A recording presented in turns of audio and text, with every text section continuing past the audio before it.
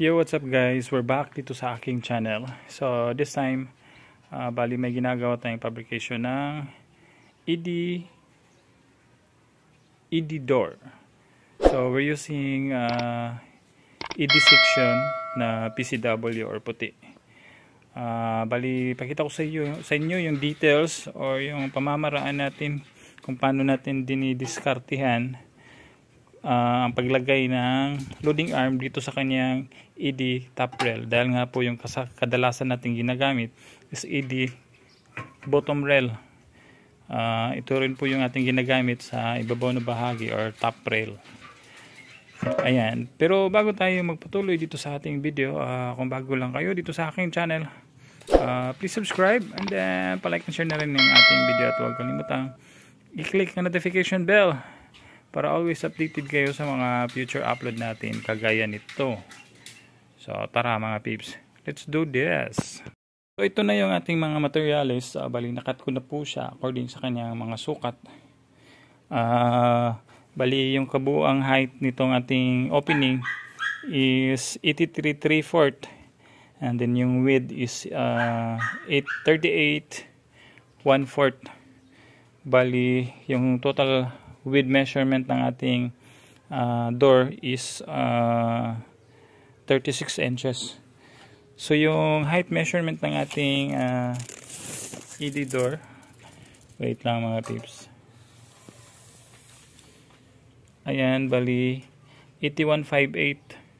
so less natin ito ng binawasan pala natin ito since 83 3/4 yung ating opening, so less natin yung 1/3/4 na tubular or na split tube with cover plus 3/8 na po yung clearance sa height sa height rather, and then yung ibabang bahagi nito is hindi na tayo maglalagay ng split threshold. Bali we will direct the pivot bearing doon sa kanyang flooring. So like I said, fix ko sa inyo yung pamamaraan natin dahil nga po yung kadalasang ginagamit natin is ED bottom rail sa top or sa ibabaw na bahagi ng ating ED door.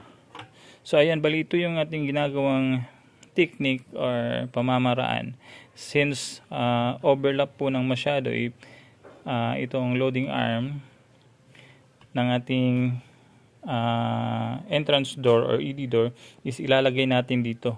So in this case, bali naglagay tayo ng butas para mapasok natin itong dalawang parang anong tawag nito, I don't know exactly kung anong bahagi po ito ng ating accessories, pero ganyan po yung magiging looks niya. So yung purpose is parang it will serve as mechanism niya kung i-align na natin yung ating door. So yung ginagawa ko, since yung mga available na aluminum sa market ngayon is sobrang nipis na po. So yung ginagawa ko is naglagay ako ng palaman sa loob na bahagi nitong ED top rail nang sa gayon we could tight it very well. So medyo matigas po na kahoy yung ating nilagay. Ayan, so we could tight it ng maayos. So yung ginawa ko is sinentro ko po yung mga screw sa butas nito. Ayan, bali binarinahan ko po siya so I could locate the exact holing nitong ating loading arm ng ating ED door. So yan po yung ating pamamaraan. Just make sure na tight po yung ating mga screw nang sa gayon it would last longer dahil ito po yung magsisilbing strength ng ating door. Itong mga loading arm kung paano nyo po i-set up nang sa gayon maiwasan po yung madaling pagkasira. So bali ilalagay na lang natin ito mga tips. Ganyan. Then this one. Nga pala sa mga bago lang dito sa ating channel, huwag kalimutan i-subscribe at saka sa mga gustong matuto itong ating piniling interest or pagkakakitaan or hanap buhay rather. So madali lang po siyang gawin. All you have to do is really to focus yung mga bahagi or parts ng mga door and windows.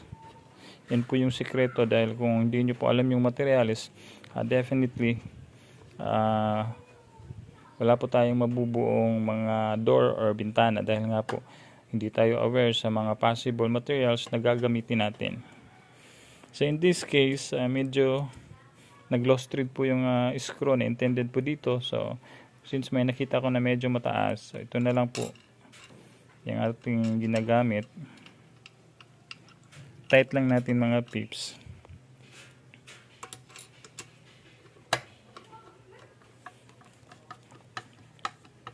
Wait.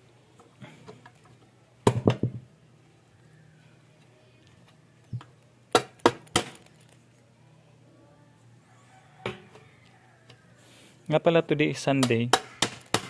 Supposed to be doon tayo sa church ngayon, no? But since committed tayo na tatapusin natin ito, dahil gusto po ng may-ari na within tomorrow makakabit na po yung kanyang door.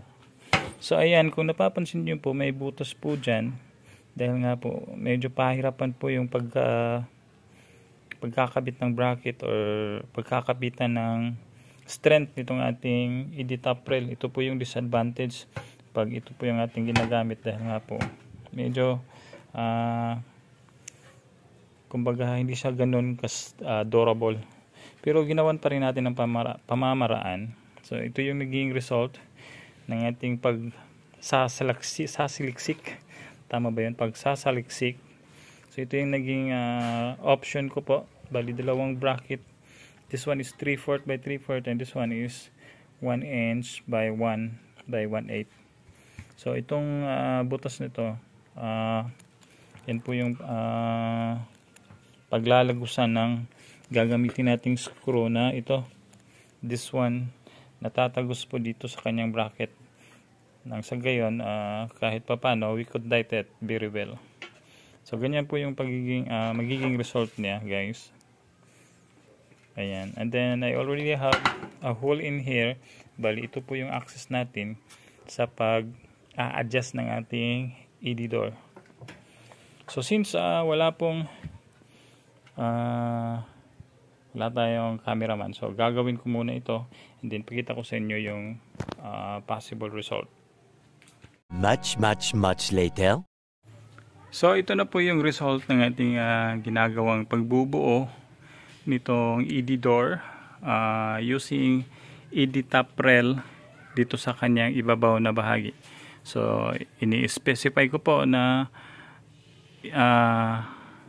yung video natin is all about using ED top rail, kung paano yung diskarte, dahil nga po yung nakasanayan natin is yung ED bottom rail dito natin nilalagay sa itaas na bahagi, dahil mas I would prefer na yun po yung gagamitin natin pang ibabaw, dahil nga po mas durable siya, at the same time mas makapal. So kung mas makapal, mas assured natin na mas durable po. So in this case, since ito po yung mga existing door na nandun sa ating customer, so gusto niya pong masunod yung mga existing door niya na gamit po itong ED top rail. So yung ginawa natin ng pamamaraan or technique. So again, wala pong special or wala pong tinatagong technique or procedure kung paano po ito ina-assemble. Bali, all you have to do is sa mga bago lang, at the same time sa gustong matuto, i-actual nyo po yung mga materials. At the same time, alamin po kung ano po yung mga bahagi nitong ating ED door, nang sa gayon mas madali po siyang i-assemble. And then at the same time, alam nyo po yung posibleng less or mga ibabawas po sa ating gagawing ED door. Ayan, medyo nabubulol po si Pongs ngayon dahil nga po wala pa po akong kain, wala pa po akong breakfast, but it's okay. Caring-carry pa naman. So I think durable naman po siya. So yung disappointing lang is yung mga available na aluminum ngayon is medyo manipis na po siya. Ayan, compare sa ibang brand. At the same time, yung mga previous or mga sinaunang aluminum, makakapal po yun. So yan po yung naging result. Ayan, just make sure na 0-0 po. So yung gamit nga pala natin dito is blind rivets lang po na 1838. Silver po yung aking ginamit dahil mas okay po siya, mas nakaka-tight po. Ayan. So sa ibabang bahagi nito, yun pa rin po yung ating pamamaraan, ganyan. Rivets lang po. So dito natin ilalagay yung pivot bearing retainer. So next procedure nito is maglalagay na tayo ng SOBC or snap-on base and cover sa pagkakabitan ng glass, and then syempre lalagyan natin ito ng lock set, and then we will set up this one, itong kanyang overhead closer. So that's it for now. Sana may nakuha kayong konting idea sa pinapakita nating fabrication ng ED door. So actually basic lang naman ito. So I'm just sending this one sa mga baguhan sa larangan ng aluminum, at the same time sa mga gustong matuto. So you can use this one as a reference for your tutorial. So again, that's it for now. Kung bago lang kayo, huwag niyong kalimutang i-subscribe itong aking channel at i-click na rin ang notification bell para lagi kayong updated sa mga future upload natin kagaya nito. So this is Ben Fong's Work. Happy Sunday! Bye-bye!